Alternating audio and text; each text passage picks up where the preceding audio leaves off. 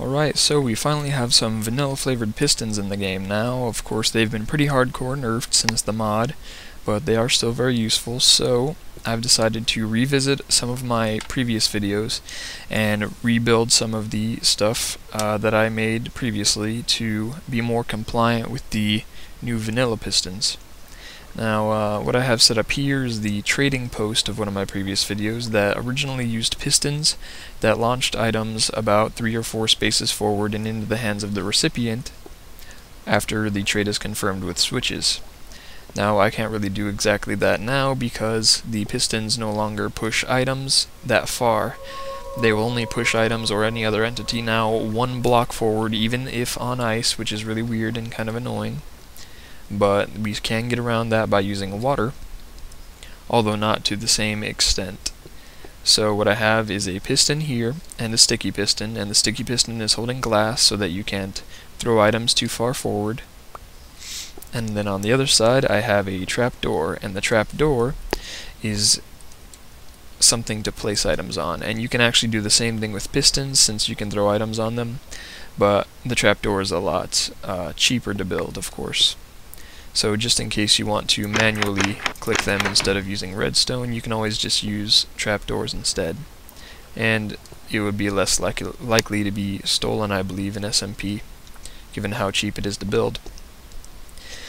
So, on this side, pretty much the idea is that I have a block here, so that if you throw stuff in, and you don't want to throw that in, like my diamond pick there, then you can come over to the side and grab it. But if you throw it in for the trade and the trade is confirmed, you won't be able to steal it back easily if it falls in the water. So unless you break the blocks, the trade is pretty secure. And then on the other side here, this is just nothing really special. It's just a block to secure the trade and something to throw items on. The glass there is being attached to a sticky piston right there. You can't really see it until I go over this side, but you can see that there's a glass attached to the sticky piston, which ensures, as I said, that you don't screw up there. Whereas over here, you just have glass in the way already, and it doesn't need to be pulled back because nothing's getting pushed into it. And so they're both pretty secure. You can't accidentally mess up until you secure the trade or you open it manually. And then you would flip your switches on either side, so let's just start a mock trade up. Got some cobblestone over here, someone's trading for glass over here. So each person throws their stuff over. If they mess up, they can grab it from the corner. And then you would go and see that they have dropped their cobblestone over there, and you've dropped your glass there, so you'd confirm the trade. And then over here, the other person would confirm the trade with their switch. And then that trapdoor opens and drops the glass off into the water. You pick it up, and the other person gets their cobblestone in the water, which was pushed by a piston after the glass moved out of the way. So you see that that glass, you can actually see it through the other glass. It would look transparent otherwise, but it is pulled back to allow the items to pass through. And I think while it's still in the middle of moving, it can actually push the items through the glass for a moment if it's still in motion. So it doesn't seem like you have to worry about timing too much, but if so, you can just increase the delay after I show you the redstone. Here I'm holding back the water flow with a pressure pad, and on the other side I'm using a sign. And of course you can put the sign on the wall if you want to make it out of the way and it won't make that annoying click sound, etc. But otherwise you can do whatever you want to hold back the water. And then up top we can take a look at the redstone.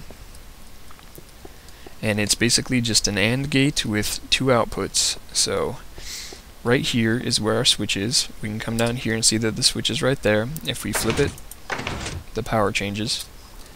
And then the power comes up over here into the side of the AND gate that we have over here.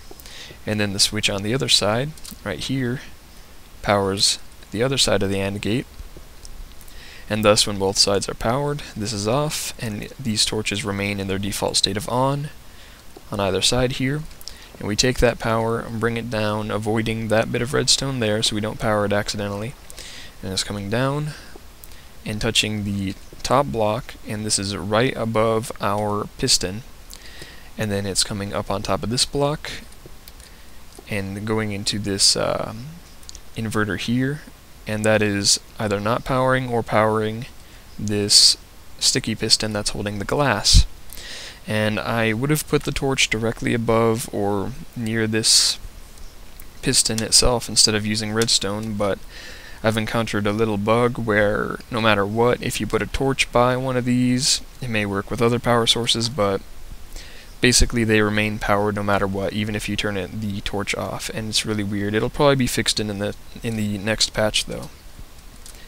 So anyway, on the other side it's pretty simple as well. The output is coming down from this torch and into the top block where our trapdoor is waiting below.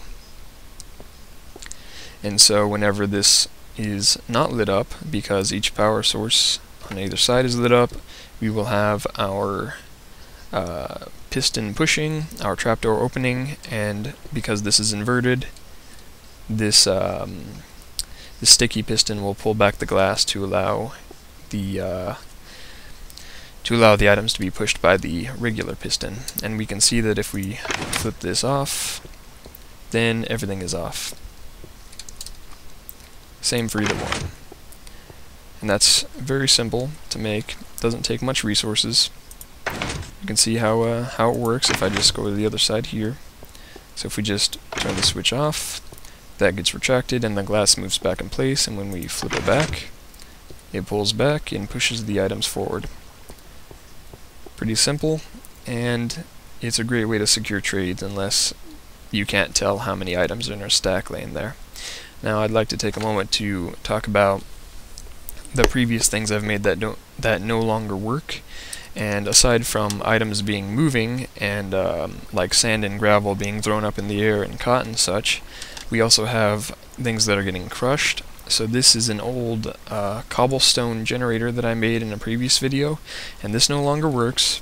If something pushes a block forward, it will not be crushed. They will simply not push forward if there's something in the way that's moving. So crushing with the generator and the tree cutter does not work anymore. And then over here, I was thinking about making a video using this as a premise. Basically, if I were to put a piston down here, the idea was, and it did work in the previous, in the mods, that if we threw items here in front of this piston, and we pushed a button, flipped a switch, etc., then the items would be pushed down the line, and they would go approximately 31 spaces all the way down this entire line of glass and sort of item tube that I built here. And then if you took it back a couple, you could drop it down and launch it in another about 31 spaces. And that was really great, really fast item transfer, but it no longer works. So just a heads up on that if you had planned on building something similar. So I will most likely be doing a remake of my farming, semi-automatic farming video now, because I realized a couple mistakes I had made in the past. But otherwise, that should be about it. I'll see you next time.